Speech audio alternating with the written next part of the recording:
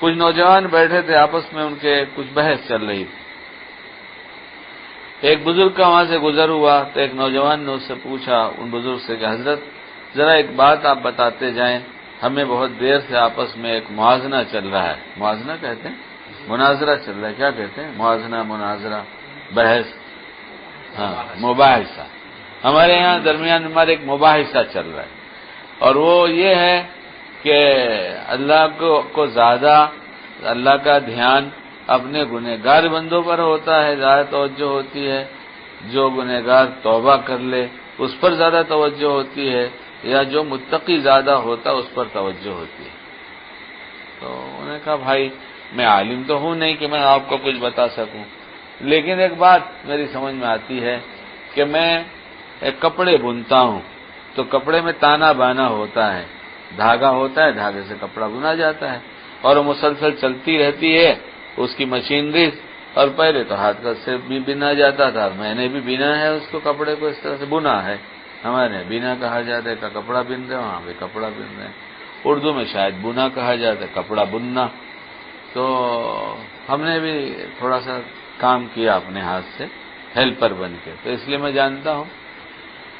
تو انہوں نے کہا کہ وہ دھاگے چلتے رہتے ہیں اور اس میں ہم بنائی کا کام کرتے رہتے ہیں، کبھی کوئی دھاگا ٹوٹ جاتا ہے تو ہم وہ پلٹ کر آتا ہے ہماری طرف بننے کے وقت، تو اس دھاگے کو جو ٹوٹ جاتا ہے ہم اسے جوڑ دیتے ہیں، اور جب وہ جڑ جاتا ہے تو اس پر توجہ رہتی ہے کہیں پھر تو ہی ٹوٹ گیا۔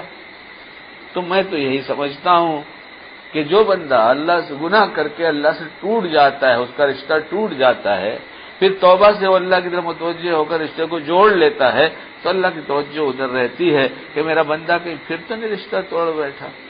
تو اس لیے ہمیں تو کہنا چاہیے کہ اللہ ہم تو گناہوں کے پتلے ہو گئے، ہم کیا کریں، ہماری طبیعت میں گناہ اتر گیا، ہم لاکھ چھوڑنا چاہتے ہیں لیکن ہو سکتا ہے عادتیں بدل جاتی ہوں، لیکن جب کسی جو عادت لت میں تبدیل ہو جاتی ہے، لت پڑ گئی تو بڑی مشکل سے نکلتی ہے، اکثر نہیں نکلتی۔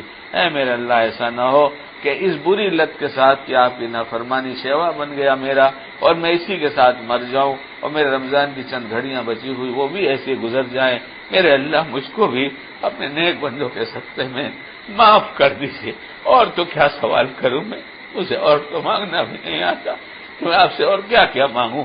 آپ کے نیک بندوں نے، آپ کے ولیوں نے اعتکاف کر کے آپ کے گھر میں پڑے رہ کر، اور بہت سے بندوں نے اپنے بوریا بستر کو لے کر آپ کے راستے میں وقت لگانے کی نیت سے نکل کر مسجد ہی میں پڑے رہے، در در بھٹکتے رہے، مختلف اوقات میں آپ سے اچھی اچھی دعائیں مانگتے رہے، ہمیں تو مانگنا بھی نہیں آتا، جب آپ ان کو دے رہے ہیں تو ہمیں کیوں چھاڑتے ہیں؟ ہم آپ کی رحمت سے یہ امید رکھتے ہیں کہ ہمیں بھی آپ دے دیں گے، کیونکہ آپ بڑے مہربان ہیں۔ آپ کو کریم اسی لیے کہا جاتا ہے کہ آپ لوگوں کو دیکھ کر نہیں دیتے، آپ اپنی سخاوت کو دیکھ کر دیتے ہیں، اپنے کرم کے خزانے کو دیکھ کر دیتے ہیں۔ میرے اللہ اس خزانے کرم پہ نگاہ ڈال لیجئے، آپ مجھے دیں گے تو آپ کے خزانے میں کوئی کمی نہیں ہونے والی ہے، مجھ کو بھی دے دیجیے۔ دنیا کا سخی بھی دے دیا کرتا ہے، رمضان کے مہینے میں مسجد کا وہ خادم جو لوگوں کے دروازے پہ جا کر اپنے ڈبے کھانے کے لے کر آیا کرتا ہے، اور پھر خالی ڈبہ لے جا کر بھر کے لے کر آیا کرتا ہے، رمضان کے مہینے میں اس کے بھرے ڈبے میں سے نکال کر وہ بھی فقیروں کو دے دیتا ہے کہ آج تو مجھے اللہ نے بہت دیا رمضان کی برکت سے۔ اے اللہ، وہ لوگوں سے مانگنے والا سخاوت کر رہا ہے، آپ سخی ہیں، لٹانے والے ہیں، آپ کے در سے نا امید کیسے ہو؟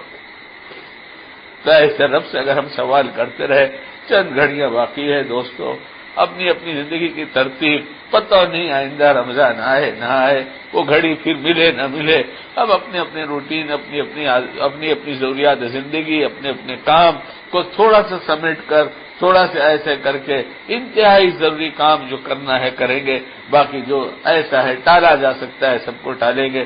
گھروں میں باتیں کم کرو، دوستوں سے باتیں بند کرو، بول جب اللہ سے بات کرنے کا موقع ہے، یہ موقع نکل جائے گا پھر ہمارے ہاتھ سے، اس لیے سب دھیرے دھیرے چھاڑ دو، گونگے بن جاؤ، بہرے بن جاؤ، نہ دیکھیں گے نہ محرموں کو، نہ بولیں گے کوئی بات ایسی جو اللہ کو ناپسند ہے، دل کو اغیار سے خالی کریں گے۔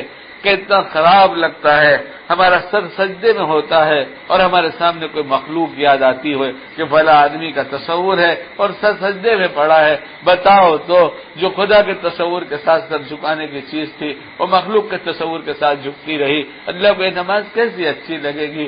اللہ کچھ تو ٹھکانے کا نہیں، نہ روزہ ٹھکانے کا، نہ نماز ٹھکانے کی، اجڑی زندگی ہے، آباد کرنے والی آپ کی ساتھ ہے، نیکیوں سے مزین فرما دیجئے، سچی توبہ کی توفیق دے دیجئے، ایسی توبہ جس کے بعد پھر واپس خطا نہ ہوا کرے، ایسی توبہ عطا کر دیجئے ہمیں۔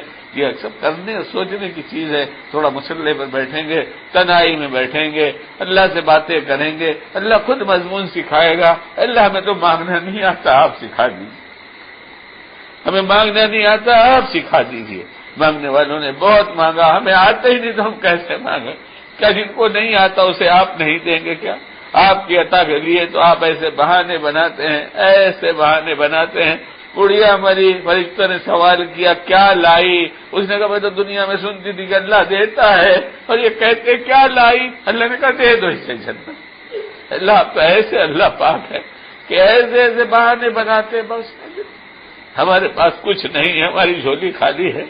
مولا دنیا کا دستور ہے، جس کو لوگ فقیر سمجھتے ہیں اسے ہی دیتے ہیں، غنی کو کون دیتا ہے؟ غنی آپ کے سامنے ہاتھ نہ بھی پھیلائے تو آپ جانے، آپ کا بندہ جانے، مگر ہماری جھولی تو خالی ہے۔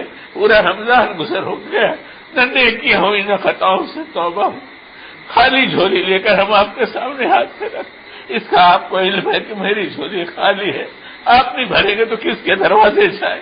کہاں جا کر کہے کہ ہماری خالی جھولی بھر دیجیے؟ جب اس طرح سے متوجہ ہو گئے، جو کہا جا رہا ہے اللہ تعالیٰ اس سب کو دعا میں شمار فرما کر ہمارے حق میں قبول فرما لیجیے۔ ہم تو ایسے ہی بنتے ہیں، ہمیں تو کچھ بھی نہیں آتا، انتہائی کرتے ہیں۔ اللہ کہنے سے زیادہ ہمیں عمل کی توفیق عطا فرما دیجیے، اور یہ برکتوں والی گھڑیاں اب تو ہمیں اس کی سچی قدر کرنے کی توفیق دیجیے۔ اے اللہ ہم سب سے ہمیشہ کے لیے راضی ہو جائیے۔